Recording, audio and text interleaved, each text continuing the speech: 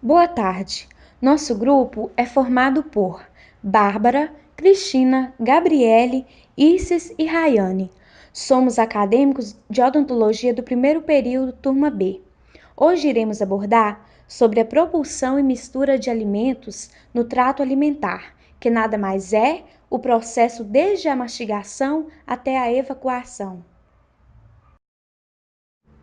Para que os alimentos possam ser processados adequadamente no trato alimentar, o tempo que eles permanecem em cada parte do trato é importante. Além disso, é preciso haver a mistura apropriada.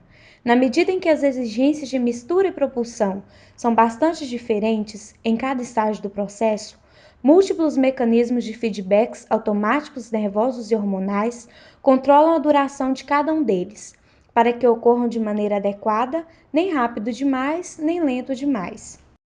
A mastigação é o primeiro processo na digestão dos alimentos. Com a ajuda da língua, dos lábios e das bochechas, a comida é triturada em pequenos pedaços, que se juntam pela ação da saliva e formam o bolo alimentar. A principal função dos dentes é a mastigação. Os anteriores incisivos possibilitam a ação de cortar e os posteriores molares uma ação de trituração. Músculos da mastigação: masseter, temporal, pterigoide medial e lateral. A maioria dos músculos da mastigação é inervada pelo ramo motor do quinto nervo craniano, e o processo de mastigação é controlado por núcleos do tronco encefálico. As estimulações de áreas reticulares especificam nos centros do paladar do tronco cerebral, causando movimentos de mastigação rítmicos. Grande parte do processo de mastigação é causada por um reflexo de mastigação. Exemplo: a presença de um bolo de alimento na boca primeiro desencadeia a inibição reflexa dos músculos da mastigação, permitindo que a mandíbula inferior se abaixe. Isso, por sua vez, inicia um reflexo de estiramento dos músculos mandibulares, que leva à contração reflexa, o que automaticamente levanta a mandíbula, causando o cerramento dos dentes, mas também comprime o bolo novamente contra as paredes da cavidade bucal, o que inibe mais uma vez os músculos mandibulares, permitindo que a mandíbula desça e suba mais uma vez. A deglutição é um mecanismo complicado, principalmente porque a faringe serve tanto para a respiração quanto para a deglutição. É importante que a respiração não seja comprometida pela deglutição. Na deglutição, podemos salientar 3 fases. A fase oral, predominante voluntária, onde inicia-se o processo de deglutição. Fase faríngea, predominante involuntária, consiste-se na passagem do alimento pela faringe até o esôfago. Fase esofágica, predominante involuntária, transporta o alimento para o estômago. Funções motoras do estômago. Essas funções estão associadas a armazenamento de grandes quantidades de alimento até que ele possa ser processado no estômago, no duodeno e demais partes do intestino delgado. Misturar este alimento com secreções gástricas até formar uma mistura semilíquida, denominada quimo. Esvaziar lentamente o quimo do estômago para o intestino delgado. Há uma vazão compatível com a digestão e absorção adequadas pelo intestino delgado. À medida que o alimento entra no estômago, forma-se círculos concêntricos. Quando o alimento distende o estômago, um reflexo vago-vagal do estômago para o tronco cefálico e de volta para o estômago reduz o tônus da parede muscular. Os sucos digestivos do estômago são secretados pelas glândulas gástricas.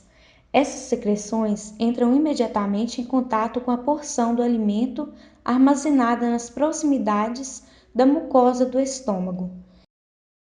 Além das contrações peristálticas que ocorrem quando o alimento está presente no estômago, Outro tipo de contração intensa, denominada contração de fome, geralmente ocorre quando o estômago fica vazio por várias horas. Alguns fatores podem contribuir no esvaziamento estomacal, como um volume maior de alimentos no estômago e a presença de determinados alimentos que estimula a liberação de um hormônio chamado gastrina, que aumenta a acidez estomacal, aumentando consequentemente a atividade do esvaziamento. Quando o quimo entra no duodeno, inúmeros reflexos nervosos fazem com que sejam inibidos o esvaziamento gástrico, se o volume de quimo no duodeno for excessivo. Estes reflexos, em paralelo, têm dois efeitos sobre o esvaziamento do estômago.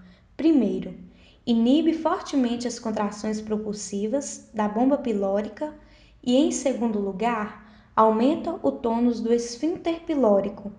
Tanto os reflexos quanto a ação hormonal atuam como feedback inibitórios para o esvaziamento estomacal.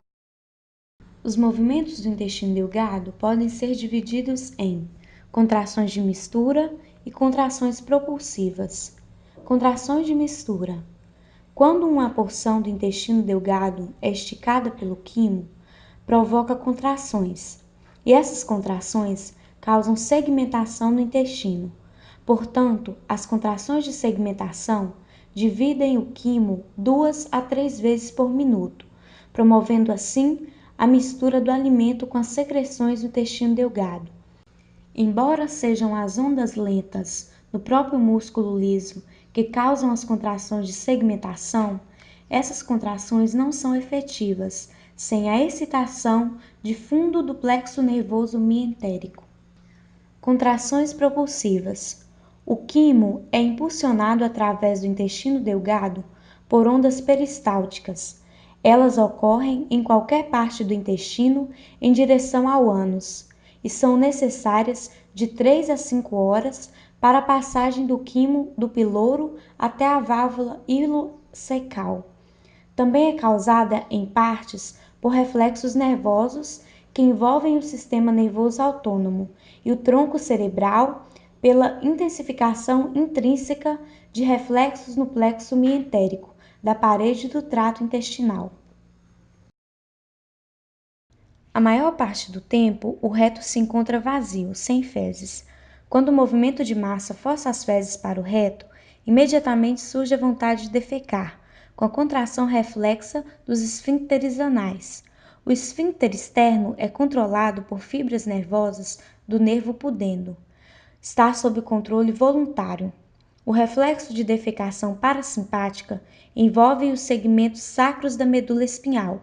Os sinais são transmitidos para a medula espinhal e de volta para o cólon descendente, sigmoide, reto e ânus, por fibras nervosas parasimpáticas dos nervos pélvicos, intensificando bastante as ondas peristálticas e relaxando o esfíncter anal interno.